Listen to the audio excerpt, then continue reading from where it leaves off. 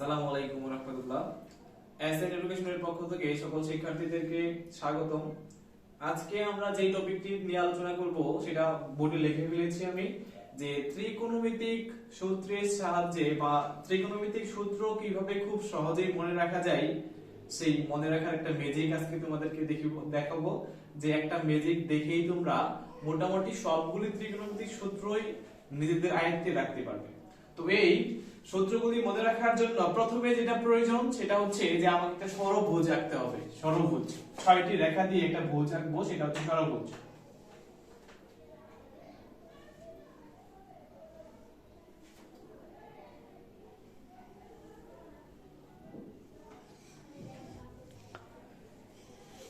এই হচ্ছে আমার সেই ষড়ভুজ। তো ষড়ভুজ আঁকানোর পর আমি প্রত্যেকটা বিপরীত বিন্দুগুলো মিলিয়ে দিব।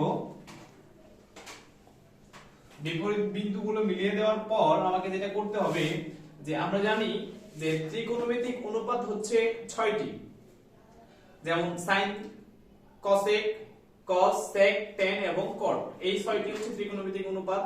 এই 6টি ত্রিকোণমিতিক অনুপাত থেকে আমরা আরো অনেকগুলি সূত্র পাই। সেই সূত্রগুলি কিভাবে এই ষড়ভুজ দিয়ে মনে রাখা যায় সেই ট্রিক্স বা ম্যাজিকটা আজকে আমরা শিখব এখানে। তো প্রথমে আমাকে এই বিন্দুতে নিব হচ্ছে tan থিটা, এই বিন্দুটি নিব হচ্ছে sin থিটা, আর এই বিন্দুতে থাকবে হচ্ছে আমার cos থিটা। এই তিনটা যদি মনে রাখতে পারো, যে প্রথমে লিখেছি tan থিটা, এরপর sin থিটা, এরপর হচ্ছে cos থিটা, তিনটা যে মনে রাখতে পারবে বাকি তিনটা অটোমেটিক বসাইতে পারবে। কারণ আমরা জানি যে tan থিটার বিপরীত যেটা সেটা হচ্ছে cot থিটা, আর sin থিটার বিপরীত হচ্ছে cosec থিটা, এই cos থিটার বিপরীত হচ্ছে sec থিটা। তো প্রথম যে ট্রিক্সটা হবে আমাদের, ম্যাজিকটা হবে, সেটা আমি লিখবো এখানে যে ফার্স্ট ট্রিক্স।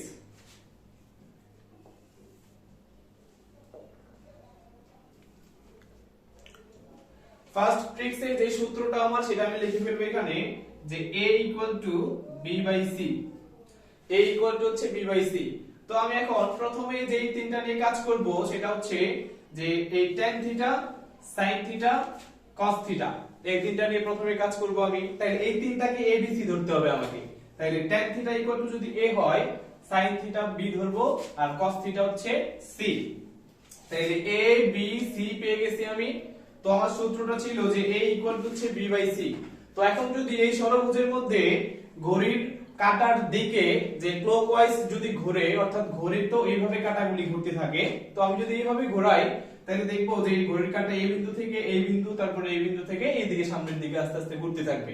তাহলে ultimately tan theta sin theta by cos theta আছে। কিভাবে? আমার ট্রিক্স ছিল যে a b c। এইটুকু আমাকে মনে রাখতে হবে যে a b c। এবার মানগুলি বসিয়ে নেই। a হচ্ছে আমার tan theta, tan theta b হচ্ছে sin theta divided by c হচ্ছে আমার cos থিটা। তাইলে আমার ফার্স্ট ট্রিক্স এর মাধ্যমে বুঝতে পারছি যে কিভাবে tan থিটা cos থিটা আসে। এবার দেখব হচ্ছে আরেকটু, যে ঘড়ির কাঁটার বিপরীত দিকে যদি ঘোরে তাহলে আমি cot থিটার মানটা বের করতে পারবো। তো বিপরীত দিকে যদি ঘোরে তাহলে এটা হচ্ছে a, এটা হবে আমার b, আর এটা হবে c। তাহলে একবার ঘড়ির কাঁটার দিকে আর একবার হচ্ছে ঘড়ির কাঁটার বিপরীত দিকে। ঘড়ির কাঁটার দিকে দিয়ে আমি tan theta sin theta by cos theta পেয়ে গেছি। এখন বিপরীত দিয়ে cot থিটার মানটা বের করে নিব। তো cot থিটা এটাকে ধরছি হচ্ছে a। তাইলে cot থিটা পাবো হচ্ছে আমি ঘড়ির কাঁটার বিপরীত দিকে যদি ঘোরে প্রথমে আসবে cos থিটা হচ্ছে b, আর sin থিটা হচ্ছে c। আমার সূত্রটা ছিল a b c। তাহলে cot থিটা পাবো হচ্ছে cos থিটা ডিভাইডেড বাই হচ্ছে sin থিটা। তাহলে আলটিমেটলি আমি আমার যে ফার্স্ট ট্রিক্স ছিল যে a b c, সেটা দিয়ে আমি tan থিটা এবং cot থিটার মান দুইটা নির্ণয় করতে পারবো। tan থিটার ক্ষেত্রে ঘড়ির কাঁটার দিকে, আর cot থিটার ক্ষেত্রে ঘড়ির কাঁটার বিপরীত দিকে। তো ultimately tan theta cot theta আমি বুঝে গেছি। তো এখন দেখবো হচ্ছে বাকিগুলি কিভাবে বের করা যায়। তো বাকি আর কি আছে এখানে, যে এই মিডল যে বিন্দুটা আছে সেটা যদি আমি a ধরি, 1 ধরি, সরি, এই মিডল বিন্দুকে কি ধরছি আমি 1। তো এটা নিয়ে আমি কাজ করব এখন, যে এই 1 বসিয়ে কিভাবে বাকি আরো যে মানগুলি আছে সেগুলির মান নির্ণয় করা যায় সেটা দেখবো আমি এখন। তো এখন দেখবো হচ্ছে এখানে যে আমি এইটা নিয়ে কাজ করব, এই রেখাটা নিয়ে কাজ করব। এই রেখার মধ্যে কি কি আছে? sin থিটা 1 এবং cosec থিটা আছে। এই রেখার মধ্যে কি কি আছে sin থিটা 1 হচ্ছে cosec থিটা। তো এবার এটা যদি a হয়, এই 1 যদি b হয়, এটা হবে আমার c। তাহলে a b c এই একটা রেখা, এই রেখা থেকে যদি আমি sin থিটার মান বের করতে চাই, তাহলে sin থিটা ইকুয়াল টু কি হবে আমার ট্রিক্স ছিল a equal to b by c। a মানে হচ্ছে sin থিটা, b মানে হচ্ছে আমার 1 আর c মানে হচ্ছে cosec থিটা। তাহলে আলটিমেটলি আমি এখানে বুঝতে পারছি যে কিভাবে অন্যান্য গুলির মানও বের করা যায় খুব সহজে। তাহলে কি sin theta equal to a হলে আর 1 ইকুয়াল টু b হলে, cosec theta equal to c হলে ট্রিক্স ছিল a equal to b by c, তাহলে পাবো sin theta equal to 1 by cosec theta.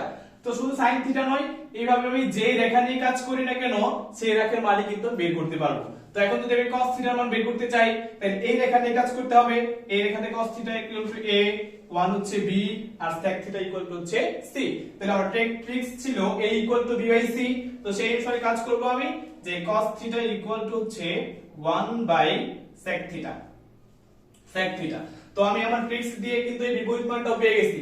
তো এখন যদি আরেকটা tan থিটার আরেকটা মান ছিল আমার, সেটা ছিল a b, এবার এটা যদি c হয়, এই রেখা নিয়ে কাজ করব, তাহলে a b c। এইখান থেকে কিন্তু আমি tan থিটার মান বের করতে পারি। tan থিটা ইকুয়াল টু হচ্ছে অর্থাৎ ট্রিক্স ছিল a equal to b by c, b এর মান 1, c এর মান হচ্ছে cot থিটা, তাহলে পাবো হচ্ছে 1 বাই cot থিটা। তো এইভাবে চাইলে বাকি তিনটা মান তুমি বের করে নিতে পারবা।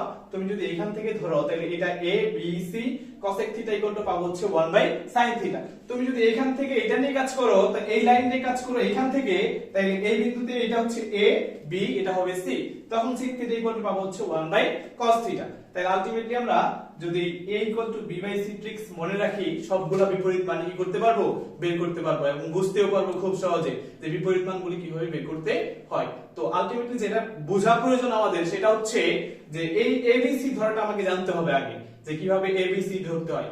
তো tan থিটা যখন বের করেছি তখন ছিল ঘড়ির কাঁটার দিকে, আবার cot থিটার মান যখন বের করেছি তখন ঘড়ির কাঁটার বিপরীত দিকে। আবার যখন আমি যেই রেখা নিয়ে কাজ করেছি, যেই বিন্দুতে নিয়ে কাজ করব সেই বিন্দু হবে a, বাকি দুইটা হবে b এবং c।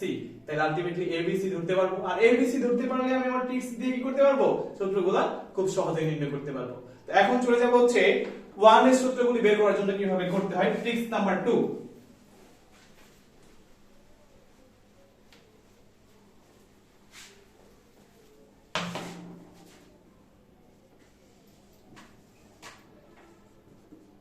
দুই নাম্বার ট্রিক্স করার জন্য যেটা প্রয়োজন সেটা হচ্ছে যে এই হচ্ছে একটা ত্রিভুজ, এটা হচ্ছে 1, এই ত্রিভুজকে আমি ভরাট করে দিব। প্রথমে একটা করে ত্রিভুজ বাদ রাখতে হবে। ষড়ভুজের একটা ত্রিভুজ দিয়ে কাজ করতেছি, এই একটা ত্রিভুজ বাদ রেখে পরের ত্রিভুজ নিয়ে কাজ করব, এরপর আরেকটা বাদ দিয়ে আরেকটা নিয়ে কাজ করব। তাহলে আলটিমেটলি 6টা আমার ত্রিভুজ ছিল এই ষড়ভুজের মধ্যে, তার মধ্যে এই তিনটি নিয়ে কাজ করতেছি। খেয়াল রাখতে হবে, তুমি যখন বের করবা তখন ফার্স্টে এই ত্রিভুজটা ভরাট করে ফেলতে হবে তোমাকে। একটা ত্রিভুজ ভরাট করার পর আরেকটি ত্রিভুজ তোমাকে ফাঁকা রাখতে হবে, ফাঁকা রেখে থার্ড যেই ত্রিভুজটি ছিল সেটা তোমাকে আবার ভরাট করতে হবে। তার মানে হচ্ছে একটা ভরাট করতে হবে আর একটা ফাঁকা রাখতে হবে। তাহলে একটা ভরাট করছি পরেরটা ফাঁকা, আরেকটা ভরাট করছি পরেরটা ফাঁকা, আরেকটা ভরাট করছি পরেরটা ফাঁকা। তো এরকম প্রথমে ভরাট করা শিখতে হবে তোমাদেরকে। ভরাট করার পর এখন আমি কাজ করব হচ্ছে এই ত্রিভুজটা নিয়ে, এই ত্রিভুজ। তো এই ত্রিভুজ দিয়ে যদি কাজ করি, এই ত্রিভুজের মধ্যে কাজ করব হচ্ছে sin থিটা থেকে শুরু করে। তো আমি যদি এই বিন্দু নিয়ে কাজ করি, এই বিন্দুটা হচ্ছে a আর এই বিন্দু হচ্ছে আমার b, আর পরে যে বিন্দুটা থাকবে সেটা হচ্ছে c। ট্রিক্স যেটা সেটা হচ্ছে আমার যে a square plus b square equal to হচ্ছে c স্কয়ার। ট্রিক্স হচ্ছে কি a square plus b square equal to c square. তো আমি এই ত্রিভুজ নিয়ে কাজ করছি, এই ত্রিভুজের এই sin থিটা ইকুয়াল টু হচ্ছে a, cos theta equal to b আর 1 হচ্ছে c।